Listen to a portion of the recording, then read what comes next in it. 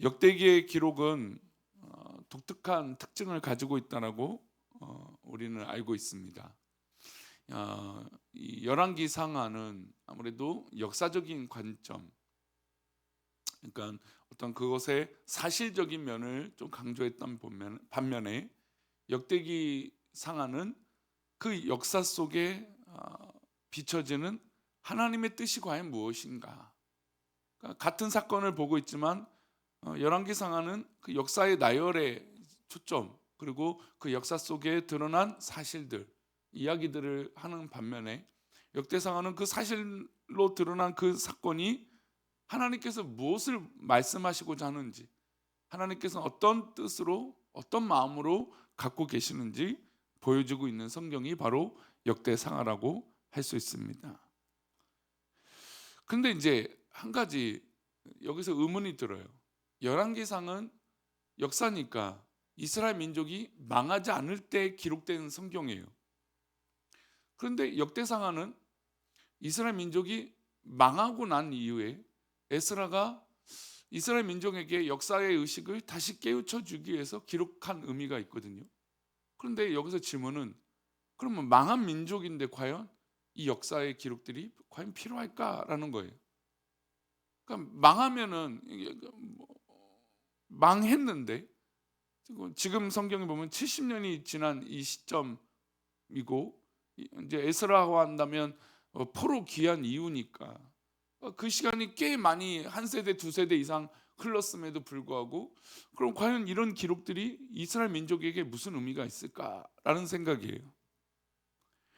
역사를 통한 교훈을 가르치기 위한 목적으로 기록된 책이기 때문에 이 역사적인 의미에 초점을 맞추고 있긴 합니다. 그러나 그곳에 하나님의 과연 뜻이 무엇인가, 지금 이 책을 읽고 있는 이스라엘 민족들, 유대인들에게 과연 어떤 의미가 있는가라는 것을 강조하고 있다는 것이죠. 사실을 있는 그대로 기록한 열왕기서 외에 관점이 다르다고 말씀드렸습니다. 예를 들면 어떤 기록이 다르냐면, 사울의 죽음을 기록한 열왕기서에는 블레셋과의 전쟁에서 패한 사울이 길보아 전투에서 죽었다, 그 죽은 모습을 그냥 사실적으로 묘사했습니다. 근데 이제 역대기의 기록은 사울의 죽음이, 왜 죽음이 있었느냐, 바로 하나님께 범죄했기 때문에 그렇다라고 밝히고 있죠.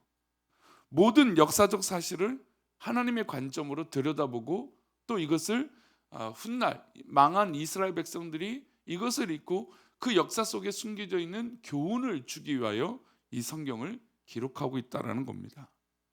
우리가 역대기를 읽으면서 또 한 가지 해소해야 될 부분이 아까 질문했던 그거예요. 나라가 망한데 역사가 필요한가라는 거예요. 유대인들의 역사가 끝났는데 또 다른 기록이 무슨 필요가 있겠는가라는 것이죠. 나라가 망하고 속국이 되고 백성들은 포로로 끌려가고 흩어졌는데 왜 역사가 필요할까요? 여러분, 이것은 우리나라의 역사와도 마찬가지죠. 외세의 침략을 그렇게 많이 받은 이 나라 이 민족, 또 일제의 강압적인 압제 속에서 지내왔던 이 수많은 시간들, 그리고 민족 상전의 역사들, 그 역사들 속에 우리나라가 지켰던 건 뭘까요? 바로 역사의식이고, 자주 국민, 어떤 이 나라의 민족이 정말 독립이 필요하다라고 하는 이 만세운동, 그 선한 가치들, 근데 그런 것들이 망하고 어려움에 있음에도 불구하고 그런 역사적인 의식이 있고 교훈이 있기 때문에 시간이 지나도 이 역사를, 이 교훈을 바탕으로 이 나라 민족이 유지될 수 있었던 겁니다. 에스라의 마음도 바로 그런 것이죠. 이 역사 속에 분명히 하나님이 원하시는 뜻이 있고, 이미 이스라엘 민족은 망했지만 그럼에도 불구하고 이 후대의 세대들이 하나님 말씀을 통해서, 이 역사를 통해서 다시 그 죄악들을 반복하지 않고 실수하지 않고 거울 삼고 또 다시 하나님 앞에 바로 서기를 바라는 그런 마음이었다는 것이죠. 하나님 관점에서는 필요했기 때문에 에스라를 감동시키셨고 성경을 기록하게 하신 것입니다. 더욱더 중요한 것은, 인간의 나라는 망했지만 역사 속에 하나님의 교훈이 있다고 했잖아요. 그러면 인간의 이스라엘 민족의 나라는 망했지만 누구의 나라는 망하지 않은 걸까요? 하나님의 나라는 망하지 않은 것이에요. 인간이 죄를 짓고 실패할 수 있고 잘못된 판단으로 넘어질 수 있고 어려움을 겪을 수도 있지만 하나님은 실패하지 않으시고 실수하지 않으신다는 겁니다. 그것을 역사를 통해서 가르친다는 것이죠. 인간의 나라인 북이스라엘과 남유다는 망했습니다. 하나님의 나라는 영속적이고 영구적으로 이어진다는 것을 말씀을 통해 알려주고 있는 것입니다. 하나님을 믿는 백성들은 우리가 인간의 나라에 속하지 않고 우리는 어디에 속해 있다는 걸 믿게 되는 거죠. 하나님의 나라에 속해 있다는 것을 깨닫게 해준다는 겁니다. 그래서 특별히 구약의 나라가, 이 구약의 성경 중에 나라가 망한 이후에 정말 더 활발하게 성경에 기록되어 있는 것을 볼 수 있어요. 역대기, 상하도 마찬가지고 에스라, 느헤미야, 에스겔, 다니엘, 학개, 스가랴, 말라기, 이 모든 성경은, 말씀드린 성경은 나라가 망한 이후에 성경에 기록된 것이죠. 그래서 오늘 우리가 읽은 본문 말씀은 나라가 망한 후에 포로살이가 이제 되면서 이제 회복이 돼서 돌아오는 과정, 그 모든 과정도 누구의 손에 있다라고 말하고 있을까요? 하나님의 손에 있다는 것을 가르쳐주고 있어요. 우리 21절인데요, 그런 의미로 다시 보겠습니다. 이에 토지가 황폐하여 땅이 안식년을 누림같이 안식하여 70년을 지냈으니 여호와께서 에레미야 입으로 하신 말씀이 이루어졌더라. 예, 하나님께서 이미 이 나라의 민족이 황폐하여 망했지만, 그런 하나님의 계획은 이 망한 시간은 안식년의 시간이었다는 겁니다. 그래서 안식년의 시간인 70년이 지나고 이 하나님께서 에레미야를 통해서 하셨던 말씀, 그 시간이 지나면 이스라엘 민족이 회복되고 포로 귀환할 것이다, 그 말씀을 이루고 계신다는 겁니다. 인간의 실패와 실수로 잘못으로 넘어졌지만 그러나 하나님의 나라는 계속되고 있다는 것을 알려주고 있는 것이죠. 이스라엘 백성들이 포로로 잡혀갔다가 포로 생활 70년을 마치고 귀향하는 것은 누구의 말씀대로입니까? 하나님의 말씀대로 이루어진 것을 분명히 에스라는 말씀하고 있는 겁니다. 그래서 에스라는 나라가 망한 뒤에 역사도 하나님께서 통치하신다는 것을 가르쳐주고 있는 것이죠. 우리는 실패나 실수 때문에 인생에 문제가 생기기도 합니다. 그러나 그것이 우리에게 끝이 아니에요. 어려움이 발생될 수 있습니다. 넘어질 수 있습니다. 하지만 그것이 우리에게 끝이 아닌 것은, 왜냐하면 그 넘어짐과 그 실패와 아픔도 그것을 넘어서신 하나님의 놀라운 계획이 우리 가운데 있기 때문이죠. 그래서 뭔가 잘못됐을 때 난 이게 끝이구나 라고 생각하는 건 대단히 잘못된 생각이에요. 왜냐하면 하나님은 우리를 놓지 않고 계신다는 것이죠. 하나님 우리를 사랑하시고 우리가 비록 넘어지고 아파하고 있지만 그러나 하나님 우리를 꼭 붙들고 계신다는 겁니다. 나의 실패와 하나님의 실패는 동일될 수 없는 것이죠. 인간의 탐욕과 교만으로 인해서 실패한 하나님의 실패는 하나님의 실패로 연결되지 않아요. 하나님은 결국 우리를 끝까지 사랑하셔서 우리에게 길을 예비하고 계시고, 또 결국 우리를 위하여 누구를 보내십니까? 예수님을 이 땅에 보내셔서 우리를 죽기까지 사랑하시는 분이 우리 하나님이 은혜인 것이죠. 그러니 지금 내가 아프고 넘어지고 또 때로는 실패하는 것처럼 보여도 결국 그 말씀을 붙들고 하나님의 계획을 믿는다면 그것이 우리에게 정답이 아니고 전부가 아닌 것입니다. 유다와 북이스라엘 실패도 마찬가지죠. 그들이 하나님을 잘 섬겼다면 사실 이런 아픔은 없었을 것입니다. 그러나 지금 넘어졌어요. 북이스라엘과 남유다는 망했습니다.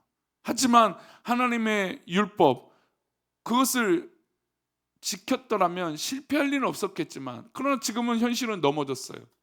그러면 그 실패한 건 하나님의 실패가 아니라는 것이죠.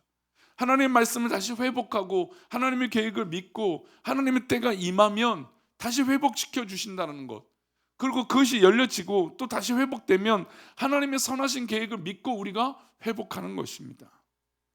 에스라는 역대기 이 말미에서 인간의 역사는 막을 내렸으나 하나님은 그 후에도 여전히 역사하고 계신다는 걸 가르치고 주고 싶었던 겁니다. 우리가 한 해를 시작하면서 2025년 시작하면서 여러 가지 기도 제목과 또 소망하고 바라는 것들이 있었을 겁니다. 하지만 그것들이 문제가 생기고 더 이상 이루어질 수 없는 일들이 있을 수도 있을 것입니다. 손쓸 수 없을 일도 있을 것입니다. 근데 이 문제를 하나님의 실패가 아니라는 것을 우리는 깊이 믿고 기도해야 됩니다. 그것은 그냥 나의 아픔이고 나의 실패일 뿐이에요. 그리고 그것이 나에게 믿음으로 설 수 있는 힘이 있다면 하나님의 계획을 믿고 신뢰하면 나아가면 됩니다. 하나님께서는 내가 실패한 이후에 나에게 말씀을 또한 하세요.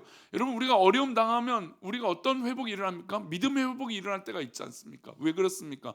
내가 지금 넘어졌지만 아프지만 분명히 하나님의 뜻이 있다는 걸 우리가 믿기 때문에 회복이 되는 거예요. 그러니 우리가 잘 될 때도 하나님의 뜻을 믿고 기도하지만 어려움이 있을 때도 하나님의 뜻을 믿고 기도하는 것이죠. 그리고 더 중요한 거, 내가 왜 실패했을까? 왜 넘어졌을까? 내가 왜 그렇게 했을까? 또 하지 말아야 될 이유들을 우리가 깊이 묵상하며 회복해야 되는 것이죠. 귀 기울여 그 말씀을 들을 수 있어야 됩니다. 무너지고 난 이후에 주께 나와 기도해야 될 이유가 바로 여기 있는 거예요. 어려움이 있고 아픔이 있을 때 하나님 앞에 더욱더 매달려야 되는 이유가 거기에 있는 것이죠. 하나님은 실패하고 무릎을 꿇는 인생에게 여전히 하나님은 말씀하세요. 그리고 우리에게 새로운 희망을 주시고 새로운 시간을 주시고 새로운 2026년을 허락하시는 것이죠. 그래서 역대기는 마지막에 큰 희망을 안겨주며 말씀하고 있어요. 22절과 23절입니다. 그런 마음으로 함께 읽겠습니다. 바사의 고레스 왕 원년에 여호와께서 에레미야 입으로 하신 말씀을 이루시려고 여호와께서 바사의 고레스 왕의 마음을 감동시키심에 그가 온 나라에 공포도 하고 조소도 내려 이르되 바사 왕 고레스가 이같이 말하노니 하늘의 신 여호와께서 세상 만국을 내게 주셨고 나에게 명령하여 유다 예루살렘의 성전을 건축하라 하셨나니 너희 중에 그의 백성된 자는 다 올라갈지어다. 너희 하나님 여호와께서 함께 하시기를 원하노라 하였노라. 바사 왕 페르시아 왕 고레스가 이 사람이 하나님을 애초부터 믿는 사람이었습니까? 하나님을 아는 사람입니까? 이스라엘 민족이 포로가 되고 부강했던 이 옆에 나라들, 특별히 이 바사 왕은 더 강력한 국가였던 걸 역사적으로 우리는 알고 있습니다. 근데 그 사람이 이스라엘 민족을 지금 회복시켜주고 있고 포로를 귀환시키고 있고, 그냥 단순히 포로만 귀환시킨 게 아니라 또 뭘 짓게 만듭니까? 성전을 건축하러 올라가라고, 회복하라고 얘기하고 있습니다. 여러분, 우리가 만약에 실패했을 때, 이스라엘 민족이 망했을 때 이런 상상을 할 수 있었을까요? 우리가 훗날에 이방인 왕이 우리를 돌려보내주고 망했는데, 그리고 우리에게 성전을 지을 수 있도록 기회를 주고, 또 여러분, 이게 지금 성전을 짓도록만 한 게 아니죠. 그 성전을 짓도록 도움도 줍니다. 여러분, 이런 상상을 이 실패한 그 망한 이스라엘 백성들이 할 수 있었을까요? 여러분, 전혀 할 수 없는 거예요. 그러나 누구의 계획과 누구의 뜻이기 때문에 가능할까요? 하나님의 계획과 하나님의 뜻이기 때문에 가능한 것이죠.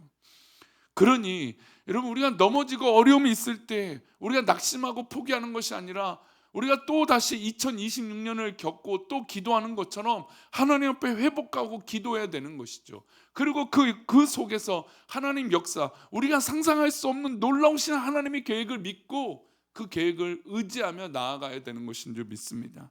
그러면 하나님께서 분명 우리 성도들을 사랑하셔서 하나님의 놀라우신 계획을 분명 이루어 주실 것입니다. 2025년 우리 성도님들 참 수고 많으셨습니다. 다가올 2026년에 오늘 말씀처럼 어떤 모든 풍파와 환경 속에서 하나님은 분명히 계획하고 계시고 우리를 붙잡고 계실 것을 믿습니다. 그러니 우리가 그 손 놓지 않으면 됩니다. 우리가 의심하지 않으면 됩니다. 우리가 굳건히 주님의 뜻을 믿는다면 우리의 삶에서 하나님의 놀라운 일들이 이루어질 줄 믿습니다. 아멘. 기도하겠습니다. 하나님, 우리의 삶 가운데 다양한 일들이 일어났지만 하나님, 그 다양한 일들 속에 우리가 놓지 말아야 될 건 살아계신 우리 하나님이 우리를 분명 사랑하시고 그 어려운 가운데도, 그 넘어진 가운데도 하나님은 우리를 붙들고 계시고 우리 가운데 그 계획을 이루고 계실 것을 믿습니다. 우리가 이 믿음 흔들리지 아니하고 굳건히 기도함으로 또한 다가올 2026년에도 그렇게 기도함으로 빛이 되고 소금이 되고 하나님의 선한 영향력을 갖게 하여 주옵소서. 넘어졌다고 포기하지 않게 하시고 굳건히 일어서서 주의 길을 달려가게 하여 주시옵소서. 그렇게 인도하셔 주실 것을 믿사옵고 예수님의 이름으로 기도 올렸나이다. 아멘.